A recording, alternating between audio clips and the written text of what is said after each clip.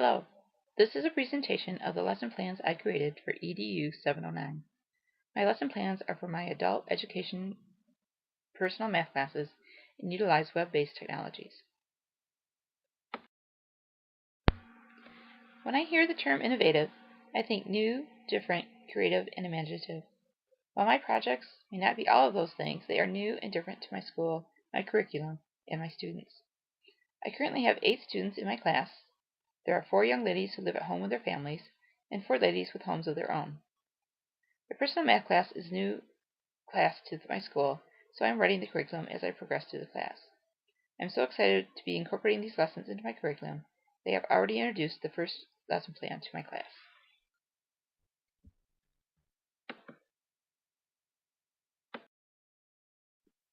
Lesson 1. Google Sheets Budget. In this lesson, students will be creating a spending tracker and a budget using Google Sheets. My students have actually created their spending tracker spreadsheet. Next week, students will add a budget tab to the spreadsheet. The instructional strategies of guided practice and hands-on activities are well suited for this project. My small class meets in the computer lab, so it is easy to guide them through the steps as they work on their spreadsheet.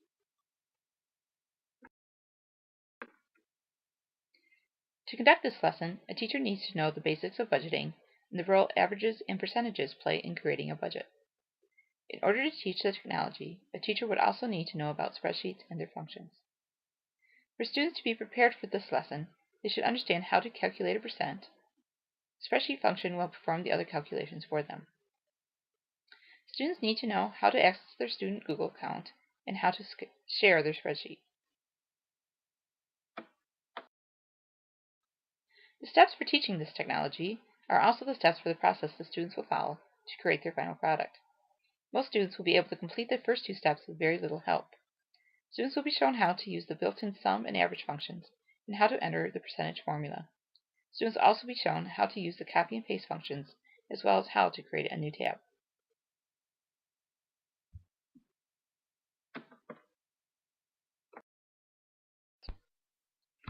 This is an example of what the student spreadsheet looks like so far. They collected data for 3 weeks, and then they began making their spreadsheet. They did the first 2 weeks of data on paper so that we could enter the information into the spreadsheet on the 3rd week. And this happened during the 2nd week of our module, creating module. First thing they did, they put in the labels for the different categories and for the weeks that we've going to collect data. The next thing they did is we found the total spending, and we used a function called the sum function. And then they found the average each one, because that will be used when we do the budget to kind of get an idea of what they're spending in each category, and that helps find the percent so that we'll be able to do the budgets. Then once they have those in, they actually copied and pasted across the rows or the columns, just so they wouldn't have to retype it in every time. And the next thing we will be doing is we will be creating a new tab for the budget, which will begin this coming week.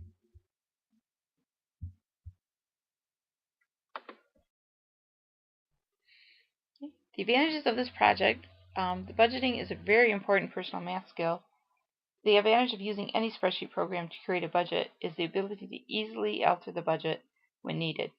By creating the budget in Google Sheets, students can access it at home even when the class has ended. By sharing their budgets with me, I can monitor their progress paperlessly. The biggest disadvantage of the project is that some students do not have home computers and they will not be able to access their budgets at home. This specific lesson plan could also be used in classes that are similar to personal math, such as consumer math and personal finance. Spreadsheets can be used in other content areas as well. I have seen science classes at all levels use a spreadsheet to organize and graph data. Lesson 2. Cars and Credit WebQuest.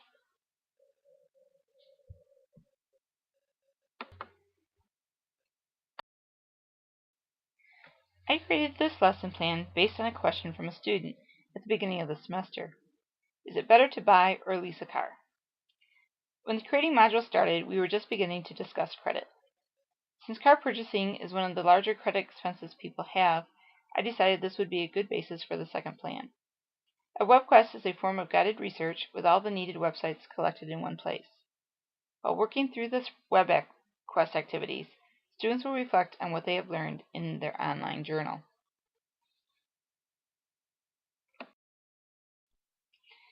The math content knowledge needed to teach this lesson is applications of percent as they relate to car financing.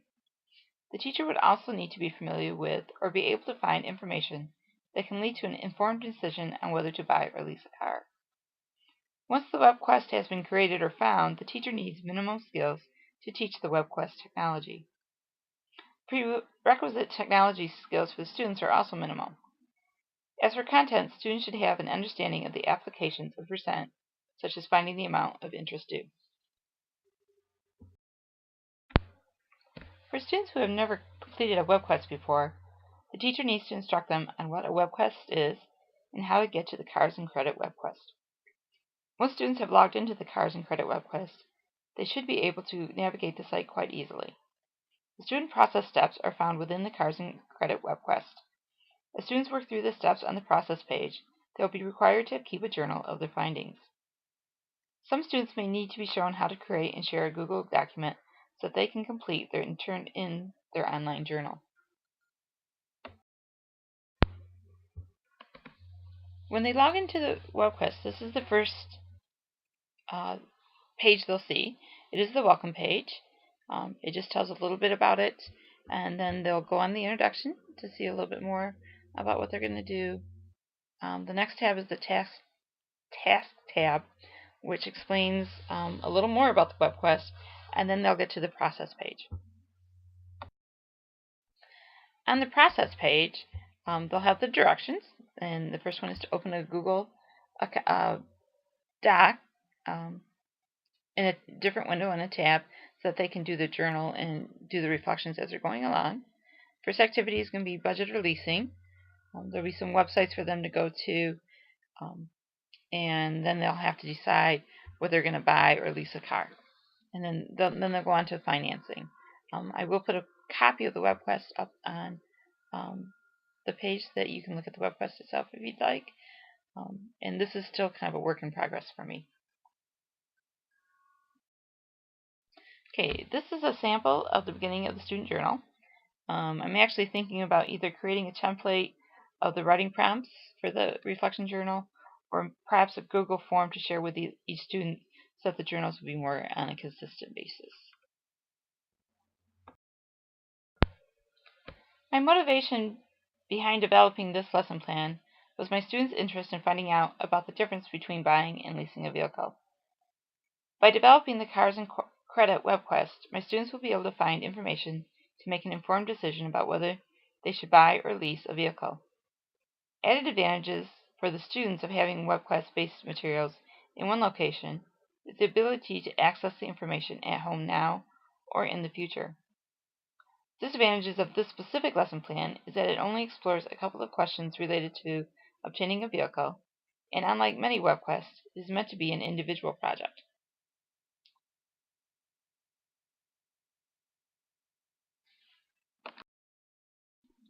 Web quests can be used in any educational setting. My web quest was created using Zoonal. Teachers can browse the Zoonal site for existing web quests or create their own like I did. Zoonal only allows you to create one web quest for free.